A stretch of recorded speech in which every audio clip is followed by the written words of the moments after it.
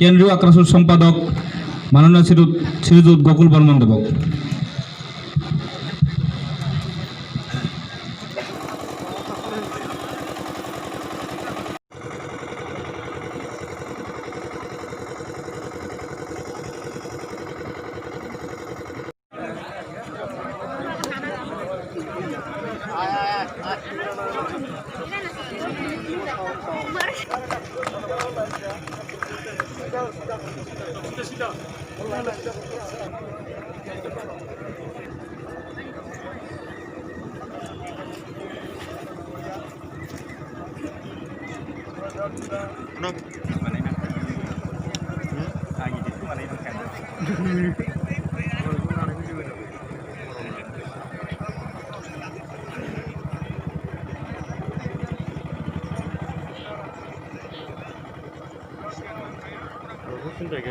Ya.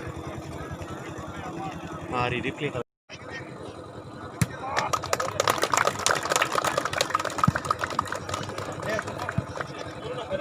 তো দেরি করে হলেও আমার খেলা হওয়ার পাছতে এলা আমার মাজত আসি উপস্থিত হয়েছে আমার 12 নং সালাকাটি সমষ্টির প্রতিনিধি তথা প্রাক্তন ইএম মানি শ্রীযুত দেয়ারসাদ বসুমতারী দেব।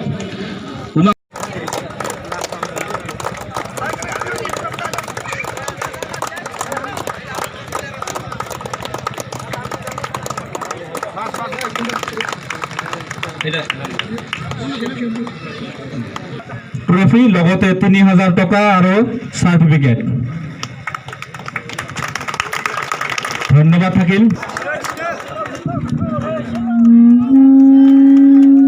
আৰু লগতে আছে আমাৰ ৰানাৰ জাপসৰ 9000 টকা আৰু সাৰ্টিফিকেট।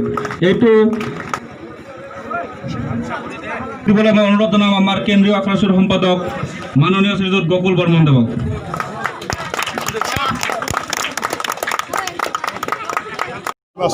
বিটিসি নিৰ্বাচনেৰ ক্ষেত্ৰত যেহেতুকে বিটিএত এটা আঞ্চলিকতাবাদী দল আছে আৰু সকলো ৰাষ্ট্ৰীয় দলৰে সকলোৰে এটা নীতি আদৰ্শ থাকে, আঞ্চলিকতাবাদীৰ এটা নীতি আদৰ্শ থাকে। আৰু এই ক্ষেত্ৰত আমি ইতিমধ্যে কেইবাবাৰো আমাৰ বিটিএডিৰ প্ৰাক্তন চিফ হাতৰামা মহিলাদাৰীৰ সৈতে আলোচনাত অংশগ্ৰহণ কৰিছিলোঁ আৰু তেওঁলোকৰ দলীয়ভাৱে যিহেতুকে তেওঁলোকৰ দলৰে মন্ত্ৰী চন্দ্ৰমোহন ডাঙৰীয়া WBD মিনিষ্টাৰ আৰু তেওঁৱে এজন ব্যক্তি কমতাপুৰ ৰাজ্য গঠন কৰাত তেওঁলোকৰ কোনো আপত্তি নাই বুলি নিৰ্বাচনী ইস্তাহাৰত সন্নিৱিষ্ট কৰা আৰু সমান্তৰালভাৱে তেওঁ এজন ব্যক্তি যে কৰ্মচাৰীসকলকে ধৰি আদিবাসীসকলক জনজাতিকৰণ কৰাৰ ক্ষেত্ৰত কোনো আপত্তি নাই বুলি ৰিটেন দিয়া এজন ব্যক্তি। গতিকে আমি এই ক্ষেত্ৰত ইতিমধ্যে যোৱাকালি আমি প্ৰাক্তন চিফ ডাঙৰীয়াক আমি সম্বৰ্ধনা জনাইছোঁ আৰু আমি আলোচনা কৰিছোঁ যিহেতুকে বৰ্তমান সময়ত তেওঁলোকে এতিয়া তেওঁলোকৰ স্থিতিটো স্পষ্ট কৰা নাই, মিত্ৰতাত থাকিও তেওঁলোকে নিৰ্বাচনত অৱতীৰ্ণ হ'ব বিচাৰিছে। গতিকে আমি এই ক্ষেত্ৰত